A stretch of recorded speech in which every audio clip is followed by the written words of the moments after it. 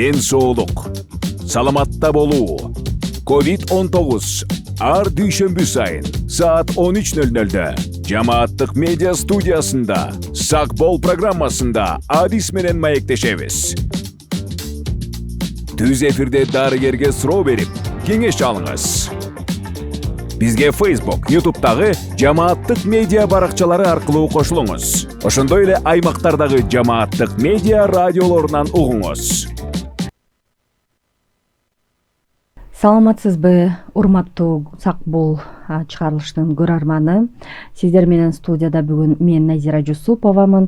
Бүгүнкү биздин чыгарылышта алыскы аймактардагы медициналык кызматкерлердин жетишсиздиги жана маанилүүлүгү багытында талкуулайбыз. Бүгүнкү чыгарылышыбыздын коногу Бишкек шаарындагы перинаталдык борборунун башкы дарыгери Марипова Жамиля Асамидиновна. Студияга куш келдиңиз. Убактыңызды бөлүп биздин суроолорубузга жооп берем деп келгениңиз үчүн ыраазычылык билдиребиз. Ал эми көрөрмандарга эскерте кетсем, бүгүнкү чыгарылыш Бириккен Улуттар уюмунун Калк фонду тарабынан демилгеленип колдоого алынды. Ал эми биздин чыгарылышты баштаардын алдында айтып кетсем, акыркы жылдары өзгөчө алыскы аймактарда дарыгерлердин жетишсиздиги жылдан жылга өсүүдө. Мисал катары Талас облусун келтирсек, мына ушул Талас облусунун бийлигинин маалыматы боюнча азыркы учурда 130дан ашык дарыгер жетишпейт. Бул маселени чечүү үчүн облустагы кээ бир айылдарда жашы 80ден өтсө дагы иштеп жаткан дарыгерлер бар. Эң алгачкы эле суроо биздин коногубузга кандай мындай эсептейсиздер? Эмне себептен ошол алыскы аймактарга дарыгерлер барбай жатышат же эмненин улан жетишпей жатат? Саламатсызбы, урматтуу Назира айым. Рахмат, ошо бизди бүгүнкү ушул эфирге чакырып, ушул биздин бүгүнкү жалпы эле мамлекеттин деңгээлиндеги көйгөйдү чечкенге ушул чакырып отурасыз. Эми эмне үчүн алыскы аймактарга дарыгерлер барбайт? Биринчиси бул айлык акысы болчу. Азыр бүгүнкү күндө биздин ушул мамлекет тараптан бул суроо көтөрүлүп, азыр жанагы акушер гинеколог, неонатологторго, хирургдарга, анан анестезиологторго 20 миңден кошумча айлык төлөнүп берип атат. Андан сырткары ординаторлорду кармашчыларга кошумча акча берилип атат. Андан сырткары жалпы эле мамлекет боюнча ошол дарыгерлердин айлыгын 50% көтөрүлүп, бүгүнкү күндө бул айлык алынып баштады. Бул биринчи ойлойм, бул суроо бүгүнкү күндө уже чечилип, айлык көбөйгөндө ал жактагы дарыгерлердин саны бара-бара өсүш керек. Экинчиси, жашы өтүп калган дарыгерлердин көптүгүнүн бирден бир себеби жаш врач барбай атат да. Жаш дарыгер барбаса, анда жашы өтүп каткан врачтарды кетире албайт. Алар ошол жерде иштегенге аргасыз болуп атат, кармаганга. Жаш врачтарды тартыш үчүн бүгүнкү күндө биз биринчиден алардын жашоо шартын жакшыртышыбыз керек. Алардын айлыгын бүгүнкү күндө көтөрдүк. Жашоо шарты ошолор барганда ошол жактан кетпей турган кылып туруп, ошол жерге шарттын жакшы кылып берсек, ошол дарыгерлер ошол жерде калып, же ошол жерде жашаган, өзүнүн ошол жерге жергиликтүү жаш дарыгерлер баш керек, же башка жактан окуп бүтүп, ошол башка жашаган жерде болсо да ошол алыскы аймактарга барып, ошол жерде иштеп кала турган шарт түзүшүбүз керек да. Жакшы, ушул жашы пенсия курагындагы дарыгерлерди алып калуу бул маселени чечүүнүн бир жолу деп айтып жатышат. Бирок ошо пенсия курагындагы дарыгерлер өздөрүнүн милдетин дейбизби, өздөрүнүн ош кызматын толук кандуу аткара алыша алабы? Аларда проблема, кандайдыр бир көйгөйлөр жокпу? Кандай ойлойсуз? Эми жашы өтүп калганда жаман аткарат деп айтыш кыйын, бирок эми жаш курагы өзүнүн жанагы деңгээлине таасирин берет да. Ошон үчүн бизде пенсия деген жанагы убакыт бар, пенсиядан кийинки деген бар. Ошон үчүн жашы өтүп калган дарыгерлер өзүнүн убагы келгенде эми алар кетсе болот. Просто башка дарыгер болбогон үчүн кармап атабыз да. Бизге ошол аймактарга жаш дарыгерлер бара турган болсо, алар деле көп жерлерде менин оюмча ошол больницаларда, поликлиникаларда жетекчилери аларды кармаганга аргасыз. Себеби башка дарыгер жок да. жок болсо дагы ошол азыркы убакта ошол керектүү биздин бейтаптарды караганга ошол жашы өткөн дарыгерлерди кармаганга да каргасызбыз, себеби жаш дарыгерлер азыр азыраак барып атат. Эми азыр эми эле көтөрүлүп баштады айлыктар. Эми жылдын аягына 25-жылдын биринчи жарымы аягына чейин менин оюмча көп ординаторлор жаш дарыгерлер барса, ошол жашы өтүп аргасыздан кармап отурган жетекчилер өзүнүн тепкич тепкичи менен акырындап ошол жаш дарыгерлерди үйрөтүп, анан ошол кишилердин ордуна калтырыш керек да. Жакшы, айлык акыдан тышкары да кандай жеңилдетилген шарттарды, кандай мүмкүнчүлүктөрдү түзүп берсе дейсиздер? Ошо алыскы аймактарда. Алыскы аймакта эми барганда, жаш адис барганда жашаган үй болуш керек. Анан жашаган үйүнөн тышкары ал үй бүлөлүү болсо же болбосо жаш баласы болсо, анын баласы бара турган бала бакча болуш керек. Келинчеги иштей турган болсо, анын иштей турган бир жери болуш керек. Анан ошол жерде шарт, кадимки эле үй шарты, бул ысык суу, муздак суу, анан жер боло турган болсо, кошумча доход түшө турган бир жери болсо, же үйдүн жылыта турган көмүрү болсо, ошол шарттар болсо, менин оюмча көп эле жаштар барып иштейт болуш керек. Себеби азыр айлык акы жакшы болуп калды да. Азыркы бул 25-4-жылдын акыркы кварталы 25-тин аягына чейин менин оюмча бул көп эле азыркы күnkө көйгөйлөр жок болбосо дагы азаят деп ойлоп атам. Демек азыр ошо бизди угуп жаткан көрөрмандар, балким алыскы аймактардагы жергиликтүү бийлик, жергиликтүү элдер эгерде ошо биздин аймакта медициналык адистер жетишээрлик деңгээлде болсун десеңиздер, анда мына ушундай шарттарды түзүп берип сунуштасаңыздар, балким сиздер дагы бул маселенин чечилишине көмөк көрсөтөсүздөр деп ойлойбуз. Анан кийинки суроо бул энелердин өлүмүнө байланыштуу. Тилекке каршы Кыргызстанда, деги эле дүйнө жүзүндө, анын ичинде Кыргызстанда энелердин өлүмүнүн саны көбөйдү. Себептери абдан көп. Анан сиздерде атайын статистикалык маалыматтар барбы? Ушул энелердин өлүмү аймактарда көбүрөөкпү же дарыгерлер жетишкен эле шаарларда дагы болуп атабы? Ошол дарыгерлерди биз аймактарга жетишээрлик алып келген күндө бул маселени азайта алабызбы? Эми энелердин өлүмү бир эле себептен же бир эле нерседен өлдү деп айтыш кыйын. Себеби бул көп тармактуу бөлүм да. Себеби бул аял бул кош бойлуу болуп, ал боюна бүтөргөнгө чейинки үй шарты, кош бойлуу убактагы үй шарты, анын жеген тамагы, анын жашаган үй шарты, анын психологиялык үй бүлөдөгү жалпы абалы, анан учетко турдубу, ал ошол учетко турганга анын ошол мүмкүнчүлүгү барбы, ал врачка канча жолу барды, анын вообще ошол аялдын өзүнүн ден соолугу, анан төрөп аткандагы алган жардамы, анан төрөттөн кийинки жардам деп бул көп бөлүктөрдөн турат да. Анан айыл жергесинде деле, шаар жергесинде деле аялдардын өлүмү катталат. Эми көбүнчө бул аялдардын өлүмү азыраак болуш үчүн биз аялдын биринчи төрөткө чейин, боюнда болушканга чейин, анан боюнда болгондо ошол жанагы антенаталдык бөлүк поликлиникага барып, ошол учетко туруп, убагында каранып, оорулары болсо ошолорду убагында дарылап, аялдын биринчи өзүнүн жоопкерчилиги болуш керек да. Ошол өзүнүн жоопкерчилиги, өзүнүн ден соолугуна жогору болсо, менин оюмча аялдардын өлүмү дагы азыраак болот. Дарыгерлердин жетишпесиздиги эми шаар жергесинде мындай деңгээли жакшы эле. Айыл жергесинде дарыгерлер азыраак болсо же болбосо жетишпесе, анда ал жакта акушеркалар карайт да. Жанагы акушеркалар караганда ошол убагында карап, өзүнүн жогорку тепкичтеги деңгээлдеги төрөт үйлөрүнө жөнөтүп туруш керек да, врач жок болсо. А врач бар болсо, ошол жердеги врачтар убагында карап, ошол бизде жана перенаправление деп коет, өз убагында жогорку деңгээлдеги тепкичтеги төрөт үйлөрүнө жөнөтүп, ошол аял убагында керектүү жардамды сапаттуу алыш керек. Рахмат.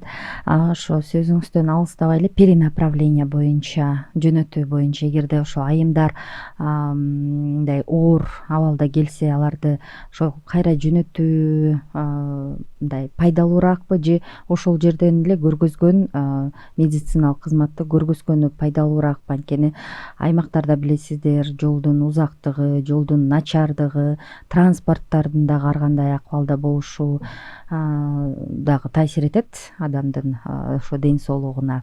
буга чейин дагы биз дарыгерлер менен сүйлөшсөк көпчүлүктөр сунуштайт да, жеринде балким ушул кызматты көрсөтсө адамдын өмүрүн сактап калууга бир нече таасир берет эле депчи. Эми жеринде көрсөткөн жакшы, бирок ошол жеринде көрсөтүш үчүн ошол деңгээлдеги врач керек, ошол деңгээлдеги жана оборудование деп коет, керектүү ошол оборудование, врачтын деңгээли, ал төрөткө жалаң эле акушер гинеколог катышпайт, ал төрөткө балдардын ымыркайлардын дарыгери, ал төрөткө анестезиологдор, башка дарыгерлер кошулуп катышат. Ошолордун баары бар болсо райондун деңгээлинде ошол жерде кылса болот. Биз эми бүгүнкү күндө бул жөнөтүү же болбосо перенаправление деген ошол дарыгерлердин жетишсиздигинен же болбосо ошол жардам убагында албай калып аял өлүмгө учурабаш үчүн ушул перенаправление өзүнүн деңгээлинен жогорку үстүндөгү облустук деңгээлге же болбосо шаардык деңгээлге жөнөткөнгө аргасыз болуп атабыз да. Себеби ошол жердеги деңгээлдеги жардамды толук албай кеч болуп калбаш үчүн жөнөтүп атат. Ошол деңгээлге жеткирген болсо райондун деңгээлинде ошол жетекчилер же болбосо ошол жерде райондо ошол эле операцияны, ошол эле реанимацияны, ошол деңгээлдеги жумушту толук аткарабыз десе, буга менимче эч ким каршы болбойт. Бирок ошол деңгээл бүгүнкү күндө барбы деген суроо бар да. Ошону кылам деген жетекчилер болсо же болбосо ошол деңгээлдеги бардык адистер бар, баарын көрсөтө алабыз десе, анда өзүнүн ордунда калтырып койсок болот. Себеби оор абалда ташып келип башка жактан кылгандан көрө ордунда жасасак, биринчиден аялдын өзүнө да жакшы, балага да жакшы, анан жанагы биздин кеткен каражатыбыз да азыраак болот да башка жерде. Рахмат. Ошол аймактарда үй бүлөлүк дарыгерлер тобу кызмат кылышат эмеспи? Анан ошол энелердин өлүмүнө тиешелүү суроо, айымдар кош бойлуу учурунда учетко туруп, анан алдын алыш үчүн, кандай оор терс зыяндардын алдын алыш үчүн ошол үй бүлөлүк дарыгердин берген консультациялары, рекомендациялары, өз убагында дары дармектерди жазып берип, өз убагында УЗИ, өз убагында келип консультацияларды ал деп айтканы дагы маанилүү да. Ошол аймактарда үй бүлөлүк дарыгерлердин маанилүүлүгү, алардын баардыгы жетиштүүбү, кош бойлуу айымдардын баардыгын алдын алууга жардам берип жатабы? Ошол боюнча абал кандай? Ушул үй бүлөлүк дарыгерлер тууралуу айтып кетсеңиз, негизги ошол эненин өлүмүн алдын алуу боюнча, балдардын ден соолуктуу чың төрөлүшү боюнча мына ошол дарыгерлердин мааниси аябай терең. Көп биздин элибизде ал дарыгерлер тууралуу мындай негативдүү ойлор жүрөт. Мисалы үчүн ар кайсы оорулар менен кайрылышат, баардыгын биле бербейт да деген дагы ойлор бар да. Мындай анан ошолордун маанилүүлүгү боюнча айтып кетсеңиз, алардын компетенциясы канчалык деңгээлде, атайын окутуулардан өтүп турушабы, эмнеге эл аларга көбүнчө ошо негативдүү көз карашта карашат? Үй бүлөлүк дарыгер деп аты айтып тургандар бул жалпы эле үй бүлөнү карай турган дарыгерде жанагы биринчи деңгээл деп коет. Ошол үй бүлөдөгү баланы дагы, атасын дагы, апасын дагы, жана каарынын дагы баарын бир дарыгер карайт да. Дарыгер караганда ал эми азыр бул ушундай эмеде биринчи деңгээлде баардык эле үй бүлөлүк дарыгерлерде өтүп атат. Анан ал дарыгерлер алар окутулат. Керектүү азыр жаңы чыккан протоколдорду, анан жанагы өзүнүн билим деңгээлин жогорулатуу боюнча атайын окууларды өтөт. Анан эми баарын 100% билбесе дагы ошол өзүнүн деңгээлинде биле турган дарыгерлер. Анан бизде мындай көнүп калганбыз да, баарына күнөөлүү врач депчи дарыгер. Негизгиси өзү биринчи профилактиканы адам өзү жасаш керек. Өзүнүн ден соолугун карап, өзү ошого алдын ала оорубаш үчүн баардык профилактикалык ошол жалпы жумуштарды аткарыш керек. Дарыгер ошол учетко тургандан баштап өзүнүн жанагы стандарт деп коет бизде, атайын ошол протоколдун негизинде ошол канча жолу келиш керек, кайсы анализ тапшырыш керек, эмнени ичиш керек, эмнени жебеш керек деп ошонун баарын айтылат. Анан ошонун ичинде патология башталып керектүү жана жата турган болсо, же бир башка бир узкий специалисттерге бара турган болсо, ошол дарыгерлер жолдомо берип жөнөтүшөт. То есть бул дарыгер өзүн алып калбайт, ал өзүнүн жогорку деңгээлге жөнөтөт. Узкий специалист деп коет, жанагындай бөйрөк ооругандарда бөйрөк дарыгери, жүрөк ооруса жүрөк дарыгери, ошол өзүнүн керектүү ошол жолдомону берип жөнөтөт. Андан ары чечилет. Ал барып төрөй алабы, узартабы, же болбосо бул төрөткө болбойт, бул төрөт боюнда кош бойлукту токтотуп прерывание деп коет, же түзөтүш керек же боюнан алдырыш керек деп чечилет да. Бул үй бүлөлүк дарыгерлери бул биринчи деңгээл болгон үчүн булар карап ошол патология болгондо убагында таап, анан өзүнөн кийинки үстүңкү жогорку деңгээлдеги тепкичке убагында жөнөтүп туруш керек. Булардын бүгүнкү функциясы ошол. Рахмат. Анан бүгүнкү ошо темабыз медициналык адистердин маанилүүлүгү болуп жатат. Бизде ошол биздин элибизде медициналык адистер менен анан ошол бейтаптардын ортосундагы мамиле.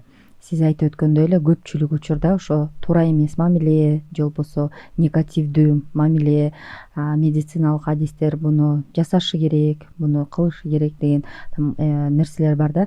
Ошол боюнча айтып кетсеңиз, эмне себептен ошол эл менен ошол медициналык адистер менен карапайым калк, жөнөкөй эле бейтаптардын ортосунда мамиле кандай болушу керек, ошол болуп жаткан оору менен кайрылышат да, ошол ооруну жеңиш үчүн кантип ошол мамилени жакшыртып, кантип адистер дагы ошол адамга, келип түшкөн бейтаптар дагы медициналык адиске дагы кантип жардам бере алса болот. Ошону жөнөкөй эле түшүнбөстүктөрдүн айынан терс зыяндарга туш болгон учурлар дагы бар да. Эми бүгүнкү күндө биз айтпадыкпы, бизде көбүнчө биздин өзүбүздүн түшүнүгүбүздө мындай азыр түптөлүп калган да, баарына врач күнөөлүү дегенчи. Ошондон мындай ал түшүнүктөн бир аз алысташыбыз керек. Бүгүнкү күндө ден соолукту караш үчүн ар бир жаран өзүнүн ден соолугун оорубаш үчүн профилактикалык баардык жумуштарды аткарышыбыз керек. Аны ушул ар бир киши ушул төрөлгөндөн баштап кайрылыкка киргенге чейин баарын убагында жасап, убагында профилактика кылсак азыраак ооройбуз. Азыраак оорусак же оорусак да жеңилирээк оорусак, бул биринчиден ошол жарандын өзүнө жеңил болот, экинчиден биздин системага жеңил болот. Дарыгерлердин арасынан деле бүгүнкү күндө баары жакшы, баарына пациент күнөөлүү дегенден алысмын. Себеби кээде жолугат, арасында бар мындай орой мамиле кылуу, же убагында карабай коюу, же караса дагы сапаттуу карабай коюу, же болбосо туура эмес диагнозду коюу, ошондой учурлар кээде кездешет. Андан ошондой болгон үчүн кээде ушул кээде болсо баарын туура кылат, бирок маалыматты ошол биздин пациенттерге туура убагында жеткире албайт. Баарын кылып атса дагы оор болсо же болбосо бир кабылдоо болсо, ошону убагында биздин дарыгерлер ушул маалыматты убагында жакшы бере албайт. Ошон үчүн жанагы туугандары, ошол эле пациенттин же болбосо өзү пациент жакшы маалыматты убагында албаган үчүн жанагы туугандары тараптан, пациент тараптан биздин дарыгерлерге наразы болуу келип чыгат да. Ошону баарын кылып туруп деле көп учурда жолугат, баарын кылып туруп ошол маалыматтын убагында жакшы албай калган үчүн көп наразылык пайда болот. Ошону биз бүгүнкү күндө дарыгерлер баарыбыз кошулуп туруп ошол убагында маалыматты, сапаттуу, анан мындай кишилерге мындай жеткиликтүү кылып айтып беришибиз керек да. Ошондо менин оюмча көп мындай наразылыктар маалыматтын жетишсиздигинен эле келип чыгып атат го бүгүнкү күндө. Рахмат. Ошол аймактарда медициналык адистердин болушу, алардын айткан, көрсөткөн рекомендацияларын өз убагында аткарышы биздин ошол элибиздин дени сак болушуна көбөлгө түзөт. Анан айтып кетсеңиз, бизде окутуу жагы кандай? Биз Кыргызстанда ошол жетишээрлик деңгээлде медициналык адистерди, жетишээрлик деңгээлде дегеним ошол категория, ар бир категориядагы деңгээлдеги адистер окутулуп жатабы? Ошолордун баардыгы биздин элибизде толук камсыздай турган адистер чыгып жатабы? Эми окутуу бизге сапаты жактан Кыргызстандагы адистер жакшы. Эми бирок жаңы бүткөн врачтын ал өзүнүн ошол жогорку деңгээлдеги врач чыгыш үчүн ага убакыт керек да. Ага ал иштеш керек, ал көрүш керек, ал ошол опытты алыш керек. Ага эч болбогондо 5 же 10 жыл өзүнүн ошол жанагы навыки деп коет, ошол өзүнүн деңгээли жогорку деңгээлдеги баарын биле турган врач чыгыш үчүн ал аз болгондо бир 10 жыл иштеш керек. Ошол 10 жылга чейин ал кишини ошол үйрөтүп, көрсөтүп, ошол оор учурда керек болсо ошол жанында таяп жөлөп, ошентип бир жакшы адисти чыгарыш үчүн бир ошол мекемеге бир 10-15 жыл керек болот. келип эле баардыгы эле ошондой да, келип эле бир жылда же жарым жылда опыттуу врач чыкпайт.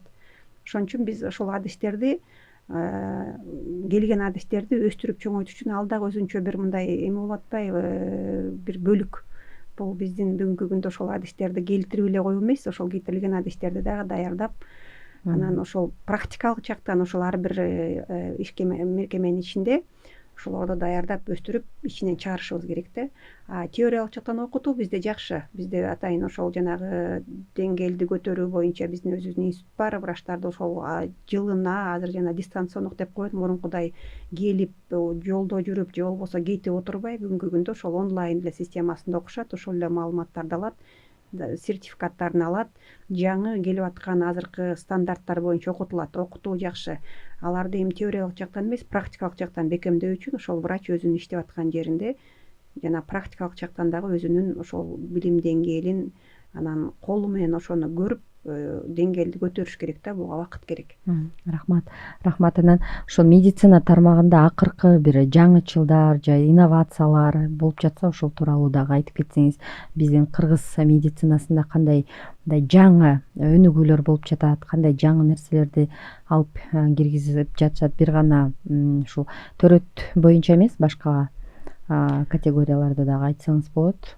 Медицинада эми башка категорияларда аябай эле көп болуп атат. Эми азыр ар бир тармак боюнча өздөрүнүкүн айтып келсе көп эле жаңылыктар кирип атат. Бүгүнкү күндө эми азыр жаңылык боюнча ошол бизде мурун консультацияларды деле керектүү убакта онлайн, анан телемедицина деп атат. Мурункудай үйүнө барып эме консультацияны эмес, телемедицина азыр онлайн системасында консультация берет. Врач пациент эмес, врач деп коет. Азыр бир дарыгер өзүнүн жогорку деңгээлдеги дарыгерден телемедицина аркылуу консультация алса болот. Же болбосо жогорку деңгээлдеги азыр Бишкектен жогорку деңгээлдеги стационардан, андан кийинки облустук же болбосо райондук деңгээлдеги врачтар телемедицина менен консультация алып турса болот. Андан сырткары врач пациентти дагы телемедицина менен консультация кылса болот. Азыр окууларыбыз онлайн болуп калды. То есть бул азыркы технологиянын, инновациянын киргизилгендиги. Андан сырткары эми медицина тармагында көп эле азыр жаңы жана интеллектуалдуу УЗИ аппараттары, интеллектуалдык башка аппараттар кирип атат. Бул ошол азыркы деңгээлдин, азыркы мезгилдин талабы деп ойлойм. Анан эми көп жаңылыктар кирип атат. Ар бир тармактын өзүнүн тармагын айтып келсек, булар көп. Медицина ордунда турган жок. Азыр жаңы стандарттарды, жаңы ошол келип аткан оборудованиянын баары эле биздин Кыргызстан медицина тармагына киргизилип атат. Рахмат. Медицина тармагына тапшырган адамдардын саны да көбөйүп атабы бул тармакта, бул адис менен окуй? Бизде мындай кызыкчылык кандай болууда жаштар арасында? Кызыкчылык азыр медицина тармагында азайган жок. Бирок бизде азыр жанагы жетишпеген адистер деп атпайбы, ошол жетишпеген адистерди ошол айрыкча мынау чет аймактарга, айылдарга жөнөтүш үчүн бул министерство, саламаттык сактоо министрлиги тарабынан, Кыргыз мамлекеттик медицина академиясынын тарабынан азыр ошол адистерди даярдап, анан ошол керектүү жерлерге жөнөтүү.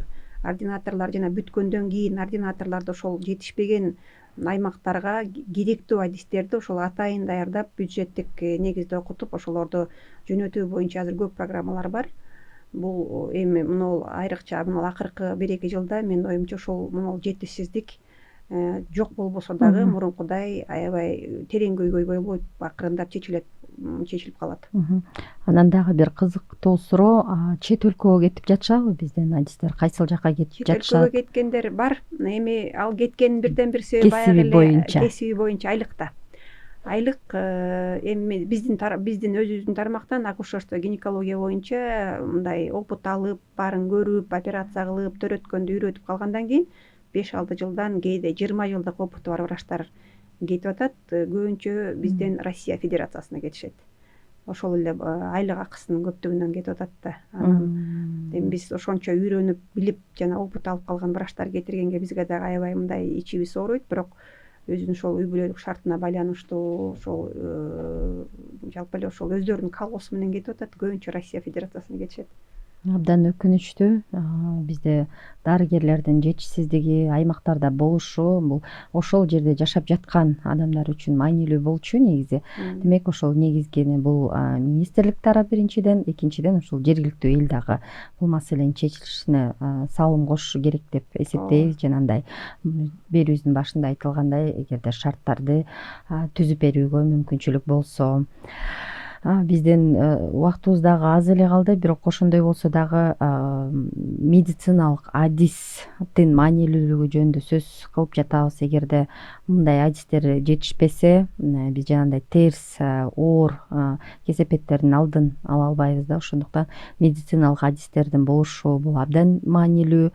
Алар менен болгон ошол мамиленин дагы конструктивдүү болушу дагы маанилүү. Кандайдыр бир оорунун үстүндө биз жардам берип айыгалы десек, демек ошол конструктивдүү мамиле түзүшүбүз керек. Анан биздин дарыгерлердин ошол бейтаптарга болгон мамилеси боюнча дагы сурагым келип жатат.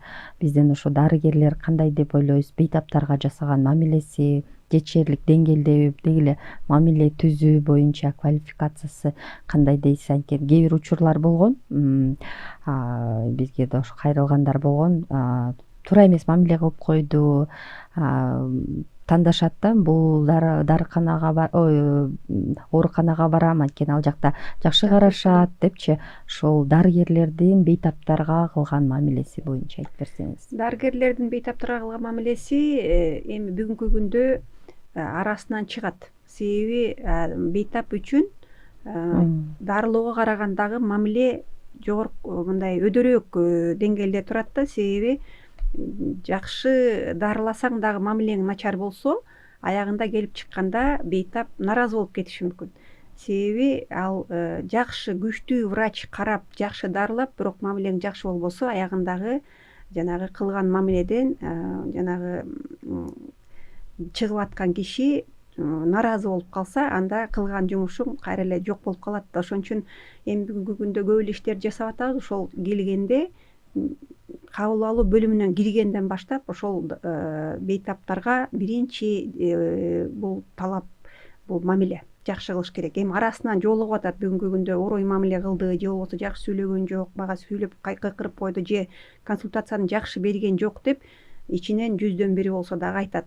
Ошон үчүн бүгүнкү күндөгү жалпы эле биздин ошол Кыргызстандагы биздин дарыгерлерге айтып кетет элек, ошол биринчи келгенде, ушул келгенден баштап чыкканга чейин мамилени биринчи жакшы кылышыбыз керек. Анан аркасынан ошол жанагы сапаттуу дарылоо. Канчалык ошол экөө бири бирин айкалышып кетсе, чыгып атканда ошол биздин кылган жумушубуздун деңгээли, жана чыгып атканда пациент, бейтап бизге ошол жанагы жакшы баа коюш үчүн ошол экөөнү бирдей айкалыштырышыбыз керек да. Рахмат, ыраазычылык билдиребиз. Биздин чыгарылыш дагы соңуна келип чыгып калды. Анан сизге эркин микрофон бергим келип жатат. Элге эмне деп кайрылат элеңиз? Анан дарыгерлерге, адистерге эмне деп кайрылат элеңиз? Биздин жалпы эле журтубузга ден соолугуңуздарды караңыздар, оорубаңыздар. Анан ошол оорубаш үчүн профилактикалык жалпы биздин жумуштарды аткарышыбыз керек. Себеби жеңил ооруп же оорубай өзүңүздөрдү карасаңыздар, анда биздин жалпы эле дарыгерлерге азыраак жумуш болот. Биздин дарыгерлерге болсо, бейтап түшүп калган болсо, жакшы мамиле кылып, сапаттуу медициналык кызмат көрсөтөлү. Анан бүгүнкү күндөн ушул эфирден пайдаланып, биз азыр бүгүнкү күндө ошол жалпы эле мамлекетибизге ыраазычылык билдирип кетебиз. Себеби айлык акы көбөйдү. Мен ойлойм, ушул айлык акынын көбөйгөнүнүн аркасынан биздин дарыгерлердин берген ошол дарылаган сапаты дагы жогорулап, анан кылган мамилеси дагы бир жакшы тарапка багыт болот болуш керек. Рахмат. Бизди көрүп жаткан көрөрмандарга айтып кетейин, бүгүнкү сак бул чыгарылышыбызда биз медициналык адистердин маанилүүлүгү, алардын жетишпестиги тууралуу сөз кылдык. Ал эми коногубуз Бишкек шаарындагы перинаталдык борборунун башкы дарыгери Марипова Жамиля Асамединовна болду. Ал эми бүгүнкү чыгарылыш Бириккен Улуттар уюмунун Калк фонду тарабынан демилгеленип колдоого алынды. Сиздер менен студияда мен Назира Жусупова болдум. Сизге ишиңизге ийгиликтерди каалап, ыраазычылык билдиребиз. Кайрадан эфир аркылуу көрүшкөнчө жакшы туруңуздар. Рахмат.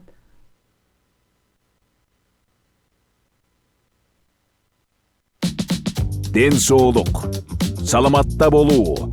COVID-19 ар дүйшөмбү сайын саат 13:00 жамааттык медиа студиясында Сак бол программасында адис менен маектешебиз. Түз эфирде дарыгерге суроо берип, кеңеш алыңыз. Бизге Facebook, YouTube'дагы жамааттык медиа баракчалары аркылуу кошулуңуз. Ошондой эле аймактардагы жамааттык медиа радиолорунан угуңуз.